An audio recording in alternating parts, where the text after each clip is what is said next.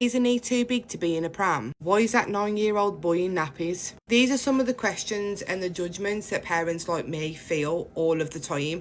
And the problem is, a lot of social media, when they hear the word autism, either think it's a get out of jail free card, we making excuses for our children, or they just think it's some trend, when in reality this is such a complex diagnosis.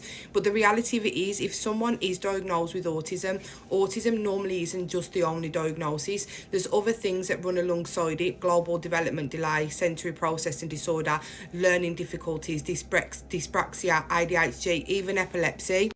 The percentages are much higher to have other diagnoses if you are on the autism spectrum. So let's talk about GDD, which is global development delay. Now, even though a lot of children on the spectrum will look the age that they're at, my son, he actually looks about 10, he's a big boy. Developmentally though, he's not 10. So the problem is, people look at him and expect him to act as he looks, but not the age that he is developmentally. And that's something that is really hard for us parents to try and communicate and deliver to people that just don't understand it.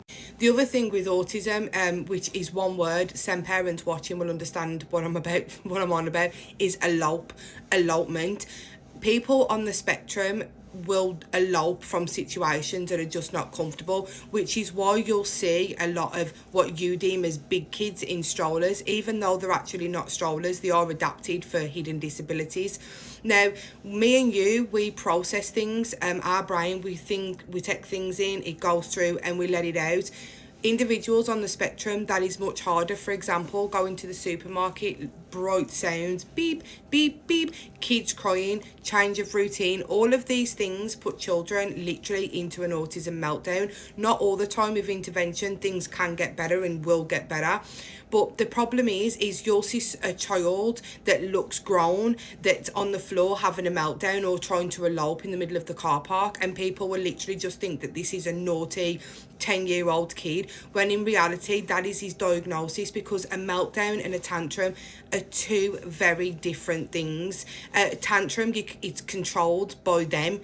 A meltdown isn't controlled by our children. It's literally involuntary. They do not choose for it to happen. It's not something that can be stopped with, oh, okay, you can have the toy and they'll just be okay. A meltdown is something completely different. And the issue that we have is that autism's become trendy. It's become, oh, we're all a little bit autistic, we're all a little bit this. And the reality of it is we're not.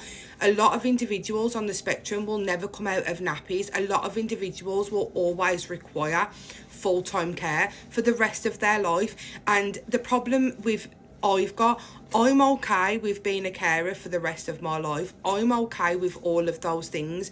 What I'm not okay with though is every single time that I go out in public and my son is being his typical happy normal self and he's stimming, or he has a moment of elopement, the heavy judgment stares where I just feel like no matter what I do, it's not good enough. People always just think that it's just a naughty child, and it isn't. Like, the problem is because it's a hidden disability, it's out of sight, out of mind. It's easy just to think that it's the parent or it's just this naughty child that's just been wreaking havoc in the world, when in reality this is their diagnosis. In no other diagnosis, medically or physically, would we bear such judgment, but because we can't see it, we just think it's socially acceptable, and it's not. And a big part of the issue really is social media, because people come on here and they either make shit up.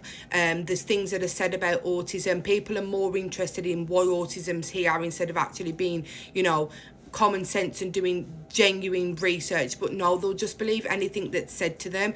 And then the other thing is that it's funny. There is nothing funny with living with a child that cannot express his wants and needs all the time. There is nothing funny with knowing that your child could have something really bad happen to him and he not be able to come home and tell you. There is nothing funny with a child that struggles in a world that is just not designed for him. When you are a mom or a parent or a carer to a said child on the spectrum, there is absolutely nothing funny about any of this. And I really do feel like the world in 2026, for everything that we want to be different in the world, autism's just always on the back burner. And it's because the word autism's just, we hear it all the time. It wasn't about in my day. It was about, and it's here to stay. And I think the easiest thing for people to do would be everybody to just educate themselves. Don't believe rage bait videos. Don't believe that we're all a little bit autistic. Don't be so naive to think that this diagnosis one day might not come into your home, because I never expected to be a mom to an autistic child and to know what I know now. But I'm so glad that I do, because it's opened my eyes up to a better world, because it's made me see the devil in people, but it's also made me see the most beautiful things in people as well. That's all I've got to say.